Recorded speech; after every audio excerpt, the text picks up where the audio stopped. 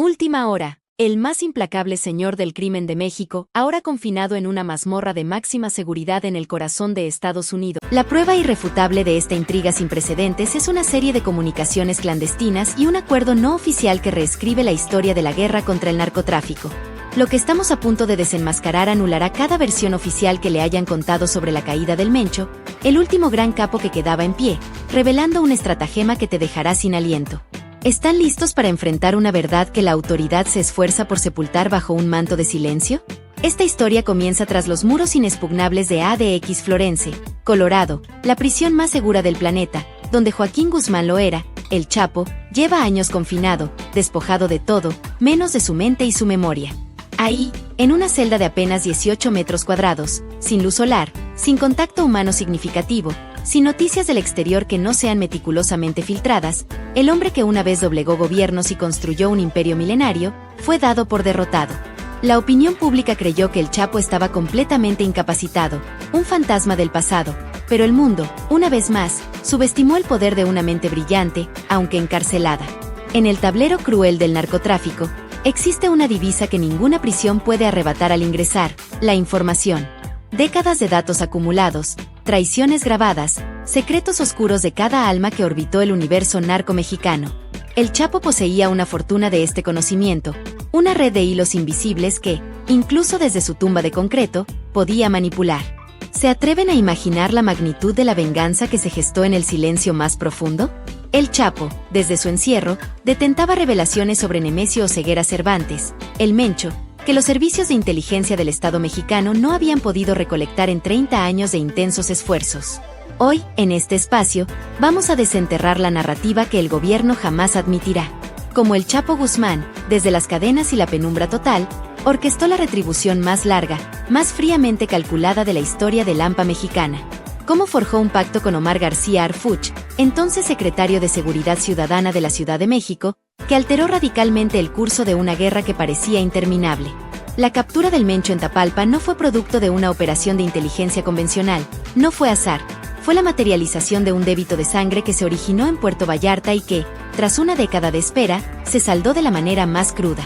Si han llegado hasta aquí, les imploro que no aparten la vista de esta pantalla. Lo que van a develar en los próximos instantes va a conmocionar sus cimientos. Suscríbanse ahora mismo. Activen la campana para no perderse ningún detalle de esta impactante revelación.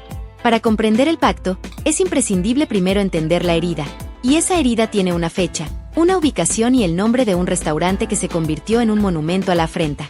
La noche del 15 de agosto de 2016, en Puerto Vallarta, Jalisco, en el exclusivo restaurante La Leche, un epicentro de opulencia donde los descendientes de los narcos más influyentes cenaban sin disimular su identidad, pues en aquel entonces, nadie osaba desafiarlos. Esa velada, Iván Archibaldo Guzmán y Jesús Alfredo Guzmán, los primogénitos del Chapo, los célebres Chapitos, se encontraban rodeados de su séquito de guardaespaldas en un territorio que consideraban completamente seguro. Cenaban a la vista de decenas de civiles y turistas, quienes, con un miedo visceral, procuraban no cruzar miradas con ellos. Lo que sucedió a continuación se desenvolvió en menos de 4 minutos, un lapso de tiempo que quedó grabado a fuego en la memoria de los presentes y en la historia del crimen organizado. Hombres armados hasta los dientes del cártel Jalisco Nueva Generación irrumpieron en el local, neutralizando la seguridad de los Chapitos antes de que pudieran ofrecer la más mínima resistencia, y arrastraron a los 2 herederos del Chapo ante la pasividad aterrada de los testigos. En ese instante, todos comprendieron la cruda realidad. Lo más sensato era desviar la mirada y fingir que aquello nunca había ocurrido. El Mencho había cruzado la línea infranqueable que, incluso en el despiadado mundo del narco, tiene un peso escrito en sangre. Él había osado tocar a la familia. ¿Pueden sentir la densidad de esa provocación, la furia que encendió esa acción? Nemesio Oseguera Cervantes había cometido la transgresión imperdonable. No se trataba de un mero ataque territorial o un ajuste de cuentas común. Se había atrevido a secuestrar a los hijos del Chapo Guzmán, una declaración de guerra total, sin paliativos ni negociación posible. En el submundo criminal, atacar a la estirpe de un capo no es una muestra de poder, es un ultimátum, una escalada que obliga al agredido a replicar con la misma o mayor ferocidad, so pena de perder toda su credibilidad y la autoridad que su posición demanda para subsistir. El Chapo, en aquel entonces, ya se encontraba encarcelado, recién extraditado a Estados Unidos, desprovisto de capacidad operacional directa, sin la posibilidad de levantar un teléfono para ordenar una represalia inmediata como lo habría hecho en libertad. Y el Mencho, astuto depredador, lo sabía. Ese era precisamente su cálculo, su jugada maestra: golpear a la prole del antagonista más poderoso de la nación en el momento exacto en que éste se encontraba más inmovilizado. Pretendía demostrar que el CJNG no temía a nadie, ni siquiera al Chapo, y especialmente al Chapo, precisamente cuando éste no podía responder. Pero el Mencho, en su soberbia, incurrió en el error que todos los hombres que confunden la inmovilidad transitoria con la aniquilación permanente suelen cometer. El Chapo no estaba acabado. Estaba esperando, con una paciencia mortífera. Los hijos fueron liberados días después. Es probable que tras una negociación secreta que ninguna de las partes jamás reconoció, pero el ultraje ya estaba consumado. La humillación pública era irreparable, y desde su celda en ADX Florense, según fuentes que operaron en la órbita legal de su proceso, el Chapo pronunció una sentencia que sus defensores recordarían por años: el que me toca a los míos no duerme tranquilo, aunque yo esté dormido. Aquello no era una amenaza vacua, era el esbozo de un plan, una venganza que en ese momento nadie podía comprender en su totalidad, porque nadie concebía que un recluso en aislamiento total, en la prisión más segura del orbe, pudiera realmente ejecutar algo de tal envergadura. Tomó una década, pero lo consiguió. Como un hombre recluido, privado de todo, pudo manipular piezas en un tablero a miles de kilómetros de su celda. ¿Cómo se filtró la información desde ADX Florense hasta las calles de México sin que ningún sistema de monitoreo la interceptara? La respuesta reside en una falla inherente que los sistemas penitenciarios de máxima seguridad nunca han podido resolver por completo: una grieta en su armadura: los abogados. ¿Están dispuestos a seguir explorando los intrincados laberintos de esta trama de traición y venganza? Si valoran la verdad cruda y sin filtros, no duden en suscribirse y compartir este revelador análisis. No todos los abogados, por supuesto. La inmensa mayoría cumple su función ética y legal con rigor. Pero en casos de alto perfil como el del Chapo, donde los intereses financieros y jurídicos involucrados alcanzan una escala que la mayoría de las personas jamás podrá asimilar, los equipos de defensa constituyen ecosistemas complejos donde la frontera entre la representación lícita y la transmisión de mensajes encubiertos puede volverse, en ciertos momentos, un abismo difícil de discernir con exactitud. Las visitas de los letrados en ADX Florense están rigurosamente supervisadas. Las comunicaciones escritas son exhaustivamente revisadas.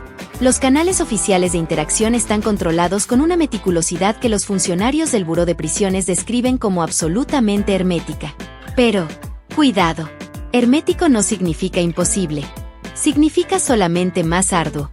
Y los individuos que edificaron imperios criminales, que operaron durante décadas bajo el acoso de los aparatos de inteligencia más sofisticados del mundo, no son hombres que capitulan ante lo difícil. Lo que eventualmente llegó al equipo de Omar García Harfuch no fue un mensaje directo, no fue una llamada explícita, ni un documento rubricado. Fue algo más sutil, pero indudablemente verificable: información, inteligencia específica y comprobable que solo podía provenir de alguien que había estado íntimamente ligado al CJNG desde sus orígenes. Datos que los equipos de inteligencia de Harfuch pudieron corroborar de forma independiente antes de ejecutar cualquier acción. Y cuando la verificaron, la comprensión les golpeó como un mazazo. Tenían en sus manos el punto débil del Mencho, aquello que habían buscado infructuosamente durante años.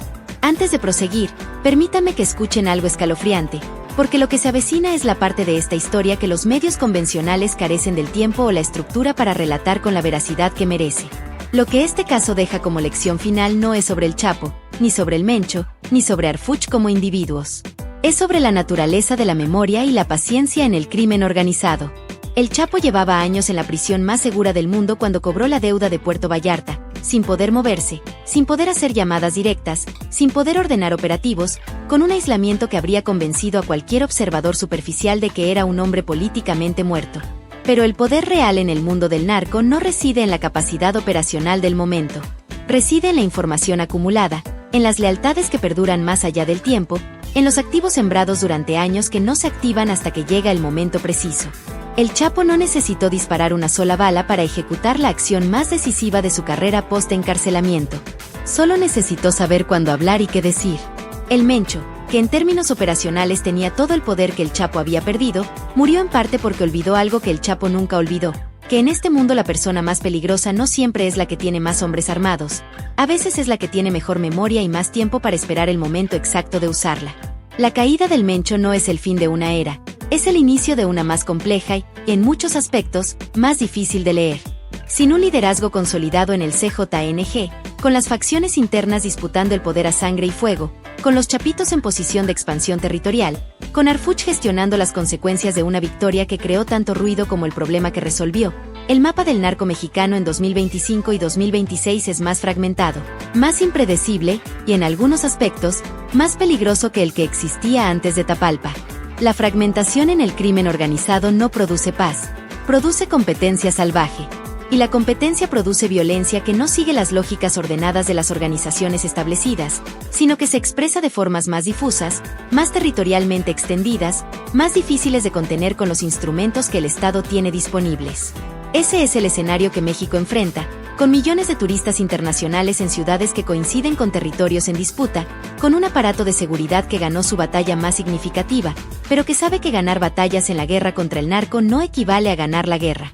Con un Chapo en su celda que sigue teniendo información, que sigue teniendo activos, que sigue teniendo deudas pendientes con personas que nadie ha identificado todavía. La historia no cierra aquí. La historia raramente cierra donde los comunicados oficiales dicen que cierra. Lo que cierra aquí es este capítulo, este episodio específico de una guerra que lleva décadas escribiéndose y que todavía tiene muchos capítulos por delante. Una celda en Colorado, una deuda de sangre impagable y una venganza que tardó una década en gestarse, pero que llegó exactamente cuando tenía que llegar, cambiando para siempre el tablero del crimen organizado en México. Suscríbete ahora y no te pierdas el próximo video donde seguiremos desenterrando las verdades que el poder intenta ocultar. Hasta la próxima, intrépidos buscadores de la verdad.